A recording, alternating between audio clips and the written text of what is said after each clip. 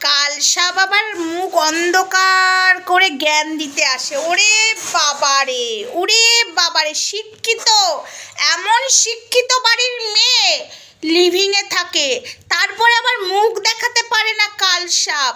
কেন বলো তো? যে কলকাতার কোন ফালিশকে প্যাম করে লিভিংয়ে থাকে, তো মুখের মধ্যে ফেদা ফেলে দেয়, তাই মুখটা দেখাতেই পারে না, বুঝেছ?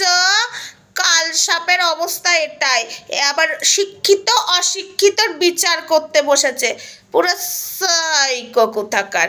বলছি একটু মুখ দেখা না, দম থাকলে মুখ দেখিয়ে ভিডিও কর। ও পারবি না তো, সারাক্ষণ তো তোর এই লিভিংয়ে থাকিস কলকাতা পাহালিসের, ওই মুখে ফেলা ফেলে দেয় না, ওই জন্য কালসাপ না মুখ দেখাতে পারে না, অন্ধকারে ভিডিও করে। তোর চরিত্রটা এতটাই খারাপ, কোন বংশ থেকে তুই মানুষ হয়েছিস বোঝাই যাচ্ছে। তোর পরিবারের ক্যারেক্টার আর তোর ক্যারেক্টার দেখলেই বোঝা যায় তোর পরিবারের ক্যারেক্টারটা কতটা নোংরা। ইস, একটা বিবাহিত মেয়ে, বিয়ে না করে, ও না বিয়ে হয়েছিল, একটা মেয়েকে ছেড়ে এসে আবার এখন লিভিংয়ে থাকে, সে আবার অন্যের শিক্ষা দীক্ষা অশিক্ষিত নিয়ে কথা বলে।